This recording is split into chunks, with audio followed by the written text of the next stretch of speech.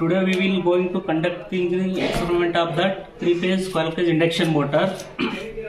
So in this experiment we have to learn the how to make the connection, how to start the motor, how to run the motor, and how to change the direction of rotation of the motor. So these all things are today we will conducting this experiment. So first, before we go into the experiment, so as usual you prepare the circuit diagram, tools, metals, equipments and machine systems also with their specification and with their quantity. Okay, so ಯಾಕಂತಂದರೆ ಈ ನಮ್ಮ tools materials ಏನು specifications ಅವೆಲ್ಲ ಭಾಳ important. ಓಕೆನಾ? So ನಾವೇನಾದರೂ ಆ specification ಪ್ರಕಾರ ನಾವು ಅವನ್ನ ರೇಂಜ್ ಸೆಲೆಕ್ಟ್ ಮಾಡ್ಕೊಂಡಿಲ್ಲ ಅಂತಂದರೆ ಏನಾಗ್ತದೆ, ನಾವು ಎಕ್ಸ್ಪೆರಿಮೆಂಟ್ ಮಾಡಿದ್ದು ಕೂಡ ರಾಂಗ್ ಆಗ್ತದೆ. ಓಕೆನಾ? ಬಟ್ ಇವತ್ತು ಏನಂತಂದರೆ ನಾವು ಈಗ ಆಲ್ರೆಡಿ ಇದಕ್ಕಿಂತ ಮುಂಚೆ ಏನು ಮಾಡಿರಿ, ನೀವು ಈ ಮೋಟ್ರನ್ನ ಆಪ್ರೇಟ್ ಮಾಡಿದ್ದು ಯಾವ ಸ್ಟಾರ್ಟರಿಂದ, ಸ್ಟಾರ್ಟರಿಂದ.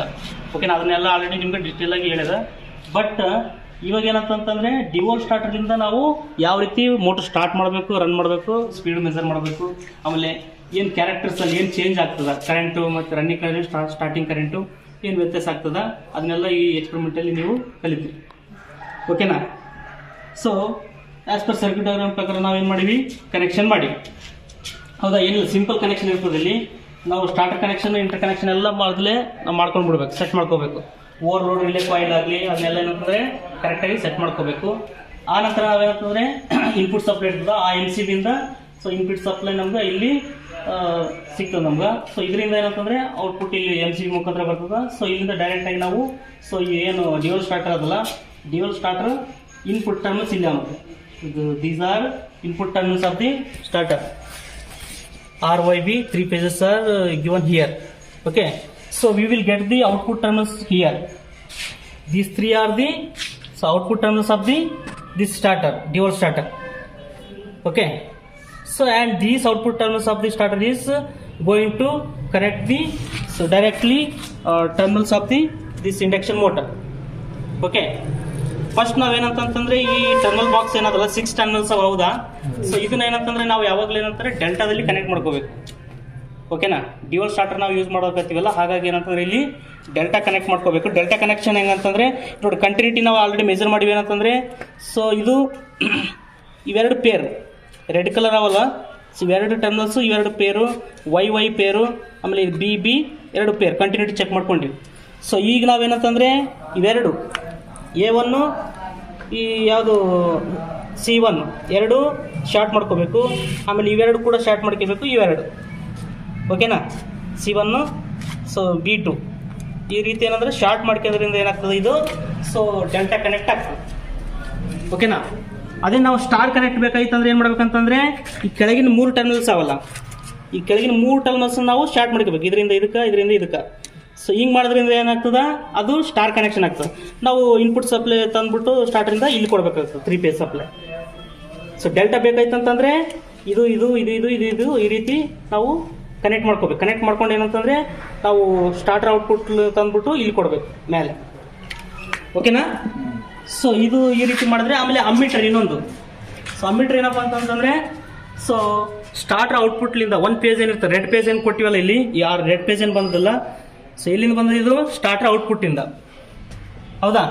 So starter output red page ತೊಗೊಂಡೋಗಿ ಅಮ್ಮೀಟ್ರಿ ಕೊಟ್ಟು ಅಮ್ಮೀಟ್ರಿಂದ ನಾವು ಮೋಟ್ರ್ ತರಬೇಕು. ಇದು ಸೀರೀಸ್ನಾಗ ಇರ್ತದೆ ಯಾವಾಗಲೂ. ಓಕೆನಾ? ಸೊ ಇಷ್ಟು ಮಾಡಿದ್ರೆ ನಮ್ಮ ಕಂಪ್ಲೀಟ್ ಕನೆಕ್ಷನ್ ಆಗ್ತದೆ. ಓಕೆನಾ? ಸೊ ಈಗೇನು ನೆಕ್ಸ್ಟು ರನ್ ಮಾಡೋಣ. ಮೋಟ್ರನ್ನ ಸ್ಟಾರ್ಟ್ ಮಾಡಿ ರನ್ ಮಾಡೋಣ. ಸೊ ಇಲ್ಲಿ ಟ್ಯಾಬ್ಲರ್ ಕಾಲಮ್ ಅದ ನೋಡಿರಿ, ಸ್ಟಾರ್ಟಿಂಗ್ ಕರೆಂಟ್ ಮೆಜರ್ ಮಾಡಬೇಕು, ರನ್ನಿಂಗ್ ಕರೆಂಟ್ ಮೆಜರ್ ಮಾಡಬೇಕು, ಮತ್ತು ವೋಲ್ಟೇಜ್ ಸಪ್ಲೈ ವೋಲ್ಟೇಜ್ ಎಷ್ಟದ ಮೆಜರ್ ಮಾಡಬೇಕು, ಮತ್ತು ಆ್ಯಕ್ಚುಯಲ್ ಸ್ಪೀಡ್, ಸಿಂಕ್ರನಸ್ ಸ್ಪೀಡ್. ಓಕೆನಾ? ಈಗ ನೋಡಿರಿ, ಆ್ಯಕ್ಚುಯಲ್ ಸ್ಪೀಡು ನಾವು ಈ ಟ್ಯಾಕೋಮೀಟ್ರಲಿಂದ ಮೆಜರ್ ಮಾಡಬೇಕು. ಈ ಸಿಂಕ್ರನಸ್ ಸ್ಪೀಡ್ ಅಂದರೆ ಏನು? ಸಿಂಕ್ರನಸ್ ಸ್ಪೀಡ್ ಅಂತಂದ್ರೆ ನೋಡಿರಿ, ಇದು ಸ್ವಲ್ಪ ನೀವು ತಿಳ್ಕೊರಿ. ಏನಪ್ಪ ಅಂತಂದ್ರೆ ನಿಮ್ಮ ಥಿಯರಿ ಕ್ಲಾಸಲ್ಲಿ ನಾನು ಆಲ್ರೆಡಿ ನಿಮ್ಗೆ ಡೀಟೇಲಾಗಿ ಹೇಳಿದ್ದೀನಿ. ಇದು ಈ ನೋಡಿ 3 phase ಇಂಡಕ್ಷನ್ ಮೋಟ್ರ್ ಏನಾದಲ್ಲ, ರೋಟರ್ ರನ್ ಆಗ್ತದಲ್ಲ ಸಪ್ಲೈ ಕೊಟ್ಟರೆ, ಹೆಂಗೆ ರನ್ ಆಗ್ತದೆ ಹೇಳ್ರಿ? ವರ್ಕಿಂಗ್ ಪ್ರಿನ್ಸಿಪಲ್ ಏನದ ಅದ್ರದ್ದು? ಎಲೆಕ್ಟ್ರೋಮ್ಯಾಗ್ನೆಟಿಕ್ ಇಂಡಕ್ಷನ್ ಪ್ರಿನ್ಸಿಪಲ್ ಮೇಲೆ ವರ್ಕ್ ಆಗ್ತದೆ. ಹೌದಾ? ಅಂದರೆ 3 phase ಕೊಡೋದ್ರಿಂದ ಏನೋ ಸ್ಟೇಟರ್ ವೈಂಡಿಂಗ್ ಇರ್ತದೆ, ಮತ್ತು ಒಳಗಡೆ ಏನದ ರೋಟರ್ ವೈಂಡಿಂಗ್ ಎರಡು ಇರ್ತಾವೆ. ಹೌದಾ? ಸ್ಟೇಟರ್ ವೈಂಡಿಂಗ್ ನಾವು ಸಪ್ಲೈ ಕೊಡೋದ್ರಿಂದ ಅಲ್ಲಿ ಮ್ಯಾಗ್ನೆಟಿಕ್ ಫೀಲ್ಡ್ ಕ್ರಿಯೇಟ್ ಆಗ್ತದೆ. ರೋಟರ್ ವೈಂಡಿಂಗ್ ಅಲ್ಲಿ ಕೂಡ ವೈಂಡಿಂಗ್ ಇರ್ತದ, ಸೊ ಅದು ಇಂಡ್ಯೂಸ್ ಆಗ್ತದೆ, ಮ್ಯೂಚುವಲ್ ಇಂಡಕ್ಷನ್ ಆಗ್ತದೆ ಅಲ್ಲಿ. ಓಕೆನಾ?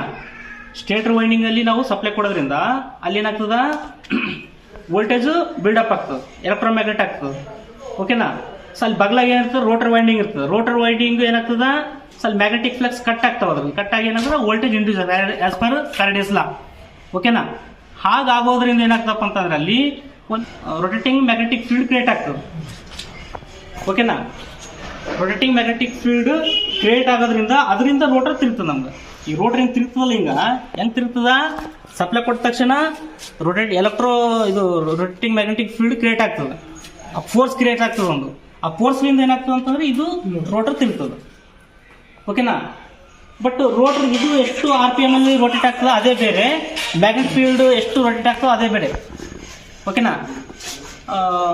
ರೊಟೇಟಿಂಗ್ ಮ್ಯಾಗ್ನೆಟಿಕ್ ಫೀಲ್ಡ್ ನಾವು ನಮ್ಮ ಕಣ್ಣಿಗೆ ಕಾಣೋದಿಲ್ಲ, ಅದ್ರ ಎಫೆಕ್ಟ್ ಅಷ್ಟೇ, ಮ್ಯಾಗ್ನೆಟಿಕ್ ಎಫೆಕ್ಟ್ ಅದು. ಓಕೆನಾ? ಸೊ ಅದು ನೋಡ್ರಿ ಎಷ್ಟಿರ್ತದೆ ಅಂತಂದ್ರೆ, ಈಗ ನೀವು ಇನ್ನೆಲ್ಲ ನೀವು ಫಾರ್ಮುಲಾ ಪ್ರಕಾರ ಕ್ಯಾಲ್ಕುಲೇಟ್ ಮಾಡೋದಕ್ಕೆ ಗೊತ್ತದ ನಿಮ್ಗೆ. ಏನಂತಂದ್ರೆ ಸ್ಪೀಡ್, ಸಿಂಕ್ರನಸ್ ಸ್ಪೀಡ್, NS ಅಂದ್ರೆ ಏನು, ಸಿಂಕ್ರನಸ್ ಸ್ಪೀಡ್ ಕಂಡಿಡಿಯೋ ಫಾರ್ಮುಲಾ ಏನದ, 120 F/P ಅಂತಂದ್ರೆ, ಸೊ 120 ಪೇಜ್ ಡಿಸ್ಪ್ಲೇಸ್ಮೆಂಟ್. ಇದೇನಪ್ಪ ಅಂತಂದ್ರೆ F ಅಂದ್ರೆ ಫ್ರೀಕ್ವೆನ್ಸಿ ಎಷ್ಟದ, P ಅಂತಂದ್ರೆ ನಂಬರ್ ಆಫ್ ಪೋಲ್ಸ್. ಈ ಸ್ಟೇಟರಲ್ಲಿ ಪೋಲ್ಸ್ ಇರ್ತಾವಲ್ಲ, ಈ ಮೋಟರ್ ಏನಂದ್ರೆ 4 ಪೋಲ್ ಅದ. ಓಕೆನಾ? ಸೊ 2 ಪೋಲ್ ಬರ್ತದ, 4 ಪೋಲ್ ಬರ್ತಾವ, 8 ಪೋಲ್ಸ್ ಬರ್ತಾವ. ಸೊ ಇದು ಏನಂತಂದ್ರೆ number of polls.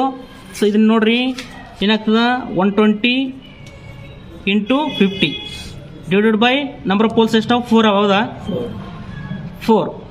So equal to ಎಷ್ಟಾಯ್ತದು, 120 × 50 ಅಂತಂದರೆ 6000.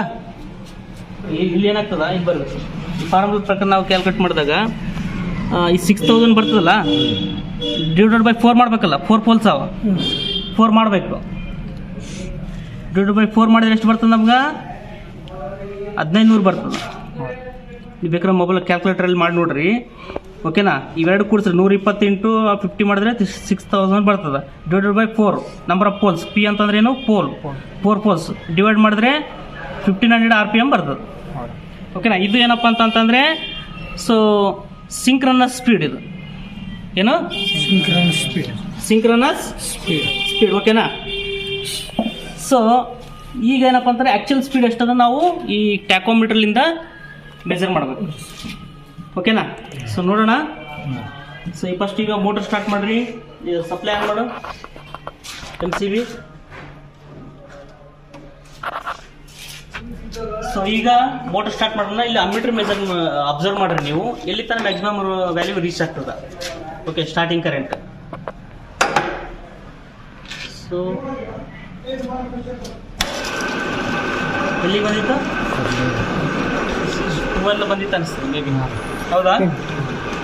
ಸ್ಟಾರ್ಟಿಂಗ್ ಕರೆಂಟ್ ಇಲ್ಲಿ ನೋಡ್ರಿ, ಫಸ್ಟ್ ಒನ್ ಸ್ಟಾರ್ಟಿಂಗ್ ಕರೆಂಟ್ ಎಷ್ಟದ, 12 ಆಂಪ್ಸ್. ನೆಕ್ಸ್ಟ್ ವೋಲ್ಟೇಜ್ ಎಷ್ಟದ ನೋಡ್ರಿ,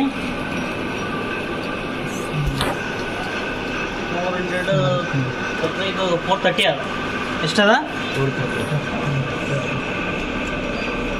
430 ವೋಲ್ಟೇಜ್ ಅದು. ರನ್ನಿಂಗ್ ಕರೆಂಟ್, ಮೋಟರ್ ರನ್ ಆಗ್ತದೆ, ರನ್ನಿಂಗ್ ಕರೆಂಟ್ ಎಷ್ಟದ ನೋಡ್ರಿ, 6.5 ಆಂಪ್ಸ್. ಹೌದಾ? So running current 6.5 amps current ಅದ. ಈಗ speed, okay, speed actual speed ನಾವು ಇದು ಟ್ಯಾಕೋಮೀಟರಿಂದ ಮೆಜರ್ ಮಾಡಬೇಕು. ಎಷ್ಟದ, 1450. ಹೌದಾ? ಸೊ ಎಕ್ಸಾಕ್ಟ್ ಆಗಿ ಇಲ್ಲಿ ಏನು ನಿಮ್ಮ ನೇಮ್ ಪ್ಲೇಟ್ನ ಕೊಟ್ಟರೆ ಅದೇ ಬರಬೇಕು. ಎಷ್ಟದ, 1450 RPM ಏನದ speed, actual speed. Okay, so ಇಷ್ಟೇನಪ್ಪ ಅಂತಂದ್ರೆ ಈ ರೀತಿ ನಾವು ರೀಡಿಂಗ್ ತೊಗೋಬೇಕು. ಓಕೆನಾ? ಈಗ ಮೋಟರ್ ಆಫ್ ಮಾಡಿರಿ.